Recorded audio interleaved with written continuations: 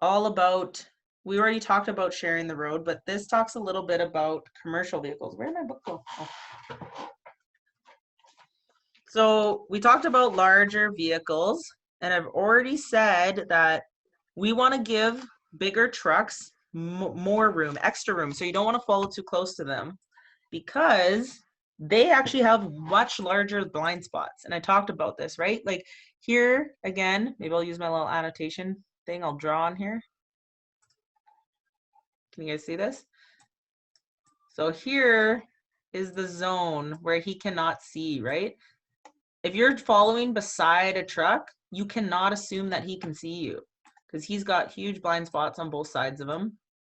He also cannot see directly behind him and for quite a distance, so even farther back.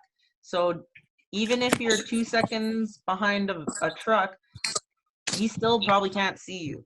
So if you're in this zone, the way you ensure that a truck driver can see you is he'll have mirrors here on the side, right? And if you can see his face in that mirror, then he can see you. That's how you'd want to take it. And so even if you were way back here behind the vehicle, you want to make sure you can see him. Or if you're behind him, you want to make sure you can see both mirrors, both his side view mirrors. That way you know. Yeah, I guess I got it right. The fuel economy one, yeah.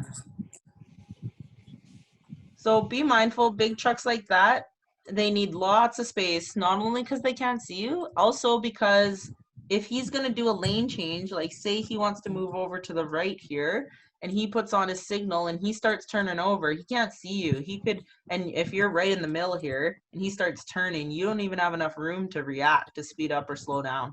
So you never want to be driving in a vehicle's, in a big truck's blind spot like that.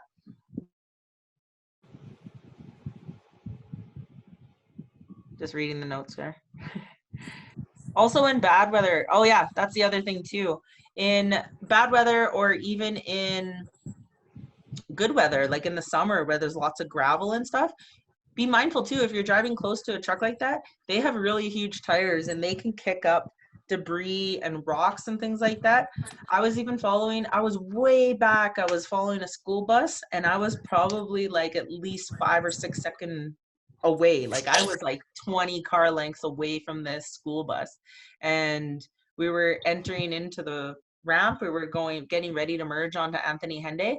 And this huge rock came up and it hit right in the middle of my brand new windshield, cracked the whole thing.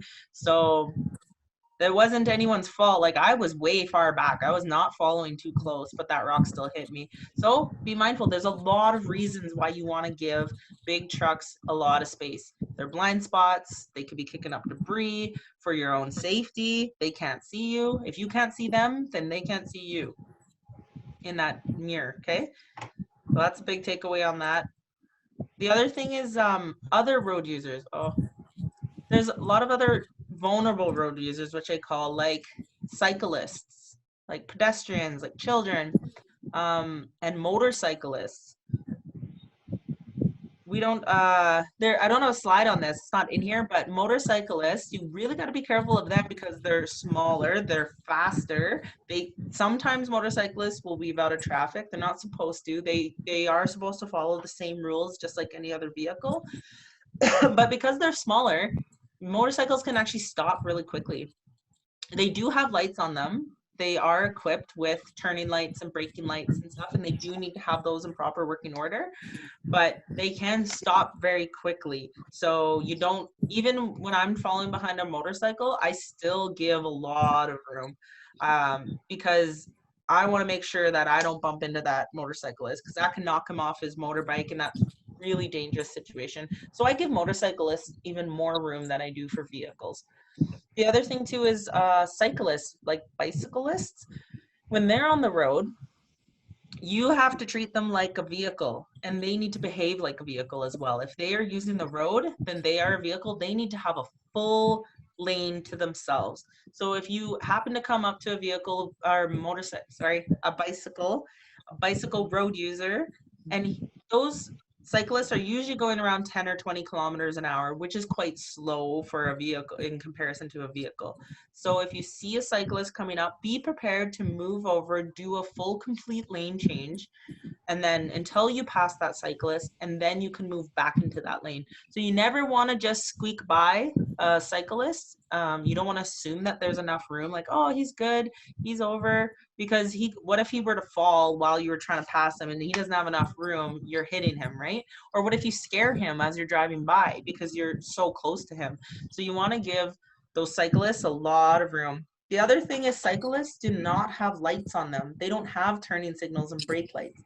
So you have to be careful for cyclists, and you have to watch. They will be doing hand signals. And actually in the beginning of chapter 3, it talks about hand signals. And what those hand signals mean. If they're putting it up, that means that they're always going to use their left hand, right? So you can see them, right? Their left. And if it's up, it means that they're turning right.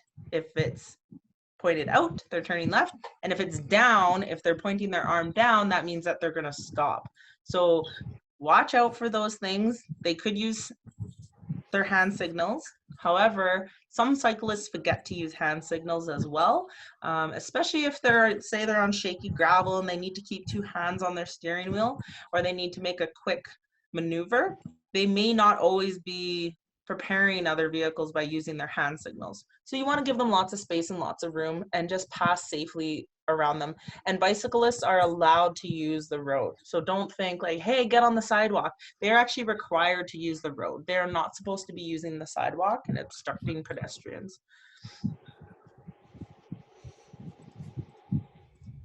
So that was just about trucks. School buses. So here's another thing too. The greatest danger for safety of students is when they're entering and exiting a school bus. So you'll see this a lot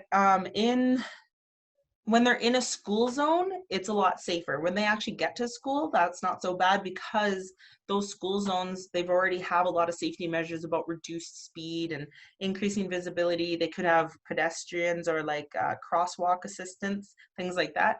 However, that school buses could also still be picking up and dropping off kids outside of school zones. When they're dropping students off at home or in rural areas on the side of highways, there could be children trying to cross the road. And so if you ever see a school bus, there's certain rules that you need to follow. So if you're on an undivided highway, which means there's traffic going in both directions, there's no dividers in between you, you are required to come to a full stop. If the school bus, like in this situation, the school bus has their stop sign out and the red light is flashing, all vehicles on both directions need to come to a full stop, because there could be a student trying to cross the road, right? When they have that stop sign out, that means that there's somebody crossing or potentially going to be crossing. If you're on a divided highway, you still have to come to a stop behind that bus. But if you're going in the other direction and there's a meridian or a barrier in between you, you can proceed, but you still have to slow down and reduce your speed. So you also need to take a lot of caution. If there is a school bus that's slowing down or being prepared to stop, you should slow down and prepare to stop as well. Don't try to just speed up and be like, I'm trying to get by, because you never know what's going on at the front of that school bus, right? There could be students trying to get on or off or trying to cross the street to get to that bus. So here's a video that reiterates what I said, but more in a visual way, about when you need to stop, when you're required to stop for a school bus. Oh.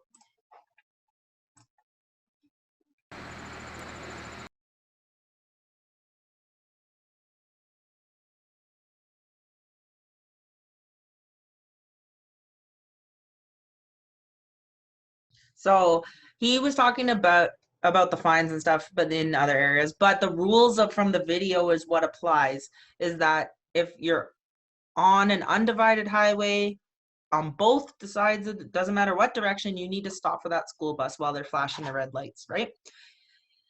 The only time you're able to go forward is when there is a meridian in between you. then the vehicles on the other side can go. So there's an image of this, or there's a good diagram of this on page 102. And it very well could be a question on your test. They sometimes like to ask about school buses. So make sure that that's really clear for you. The other thing is snow plows. So other road users, snow plows, we get them a lot here in Canada and in Alberta. We have snow probably half the year almost, feels like 5-6 months of the year we're getting snow. So you'll definitely encounter a snow plow at some point in your driving. So these operate during the winter months. They're designed to push snow off of the road, which makes our road safer. But while they're working, you may run into them. They try to get the snow plows out really, really early at like 5 a.m. They're out there waking you up, but they're doing that because they drive very, very slow. They need to go slow in order to give enough time for that snow plow to pick up the snow and move it. So they want to try to limit the amount of times that they're doing this, because they do dramatically reduce traffic, especially during like rush hour when people are busy trying to get to work and they're going like, 8 kilometers an hour. That can really, really slow down your commute time and slow everybody down, make them late for work. So they try to do it early in the morning, but if you get behind a snow plow, there's some things for you to remember. Snow plows, they're equipped with flashing amber lights. And remember, amber means yellow. So it doesn't mean you have to come to a full stop like a school bus, but you do need to be aware that you need to slow down. And you may or may not be allowed to pass that snow plow.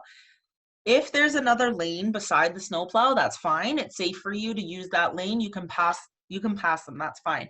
But in this situation, in the image, it's only a 2-lane highway, so that vehicle that's behind the snowplow, he would actually have to come out and enter into the opposite lane of traffic to pass this snowplow.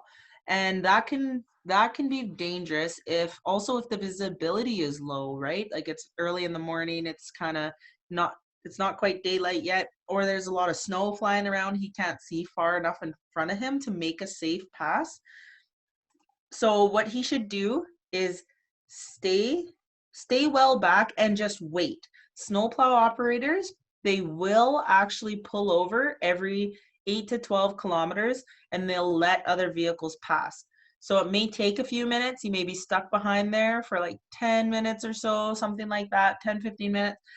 Not really 15 minutes. It's usually less than that. So just be patient. Don't try to rush it. Don't put yourself in an unsafe situation. If a snowplow is doing its work, he will slow down and stop and let vehicles pass, because he knows that he's going slow. And if there's a bit of a buildup or a lineup behind him, he'll let you go through.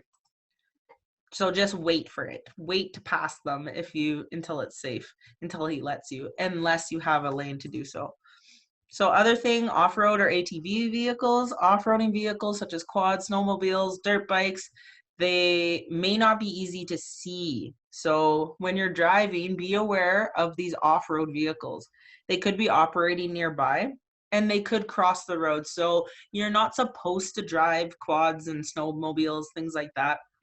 Even dirt bikes that lower speeds, they're not supposed to be on primary highways. They're not designed to be long commuting vehicles. They're more for recreational purposes or work purposes, right?